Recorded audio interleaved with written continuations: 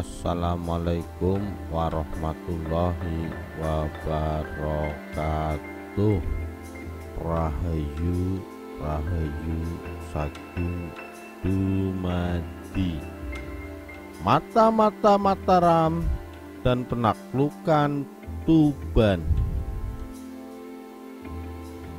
Jatuhnya Wirasaba sekarang Mojo Agung ke tangan Mataram pada tahun 1615 membuat bupati-bupati daerah timur Surabaya, Tuban, Capan, dan Madura merapatkan barisan.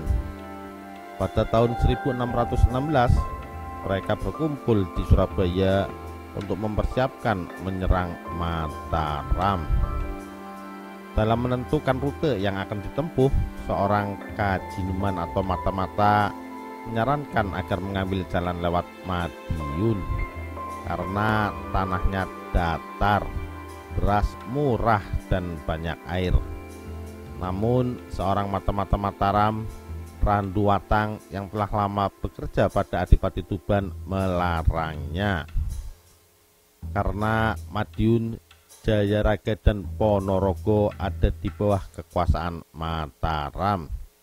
Dan untuk melalui tempat-tempat tersebut mereka harus bertempur berat.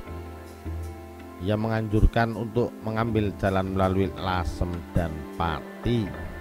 Nasihat yang buruk ini disetujui dan penasehat yang baik atau Kajinuman itu dibunuh.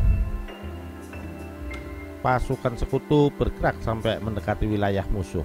Mereka berkemah di Siwalan, terletak dekat Pajang. Mereka berkemah di sana mungkin karena akan mendapatkan bantuan dari Pajang. Namun Pajang batal bergabung dan kembali kepada Mataram. Pasukan Mataram di bawah Tumenggung Martoloyo dan Suponto memotong jalur pasokan makanan. Pasukan sekutu pun berperang dalam keadaan lapar dan sakit. Adipati Tuban yang malu karena kebohongan mata-matanya telah menyesatkan sekutu memberanikan diri menyerang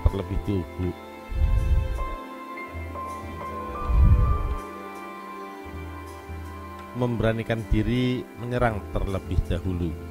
Akan tetapi tembakan-tembakan lawan menghalau kembali pasukannya yang sambil melarikan diri sebagian masuk ke dalam rawa. Esok harinya serangan kedua dipimpin oleh Adipati Capan atau Mojokerto yang berakhir dengan kekalahan total bagi sekutu. Pasukan Surabaya dan Madura juga tidak bisa bertahan. Mereka dihabisi dalam pelarian. Adipati Capan melakukan perlawanan hingga gugur. Atas perintah Raja Mataram, Sultan Agung yang memuji keberaniannya, Adipati Capan dimakamkan di Putuh sebelah Raja Pajang. Sementara itu Adipati Tuban berhasil melarikan diri. Sekitar 3 tahun setelah pertempuran di Siwalan, Sultan Agung memerintahkan Tumenggung Martoloyo dan Jaya Sukonta untuk menyerang Tuban. Sebelumnya kakeknya Senopati gagal menaklukkan Tuban. Serangan ini gagal karena kota itu pada peralihan tahun 1598 sampai 1599 masih berkembang dengan pesat dan penduduknya menyebut rajanya sebagai raja yang paling berkuasa di Jawa. Mata-mata kembali berperan dalam menentukan penyerangan ke Tuban. Raja Mataram mengirim seorang mata-mata bernama Randu Watang ke sana. Randu Watang memberitahukan kepada raja bahwa Pangeran Dalem akan mengadakan pemberontakan. Randu Watang menyimpulkan Pangeran Dalem akan melakukan pemberontakan karena Bupati Tuban yang ketujuh itu membangun pagar tembok dan benteng pertahanan di luar kota di Gua Gabar. Benteng pertahanan yang paling besar dinamai Kumbakarno yang dibangun oleh Muhammad Sasnagari Modin Mojo Agung dari Campa. Mungkin bangunan pertahanan itu juga telah berjasa dalam mematahkan serangan tentara Mataram yang dikirim oleh Senopati pada tahun 1598 dan 1599. Serat Kanda menggambarkan jalannya pertempuran itu. Adipati Pati mengusulkan serangan kilat, tapi Temunggung Martoloyo lebih menghendaki menunggu sampai pasukan Tuban keluar. Patih Tuban Joyo Sentono menasihatkan agar pasukan istimewa maju terlebih dahulu. Adipati Tuban menolak karena mengandalkan sepenuhnya pada 3 meriam yang mempunyai kekuatan gaib. Meriam-meriam itu ditempatkan di atas tembok, namun 2 meriam kemudian meledak yang membunuh banyak kawan dan lawan. Meriam ketiga macet, tidak bisa melepaskan tembakan.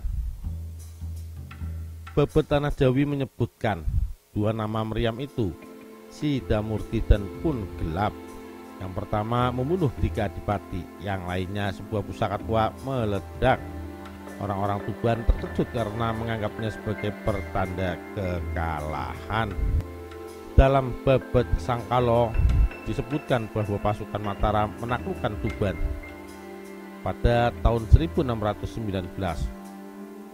Adipati Tuban melarikan diri ke arah kiri, tetapi kapalnya Indrajolo tertelan ombak. Sedangkan Serat Kanda menyebut Adipati Tuban lari ke Balagadi Madura. Serat Babet Tuban memuat cerita berbeda. Setelah pertempuran hebat, awalnya Tuban memenangkan pertempuran, namun kemudian kota itu dikepung oleh pasukan Mataram yang dipimpin oleh Pangeran Pojok.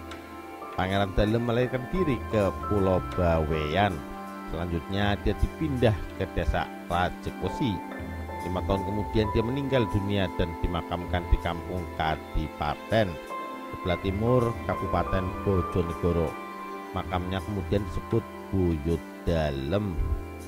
Setelah penaklukan kota meriam wasiat, Kiai Sidamurti menghilang.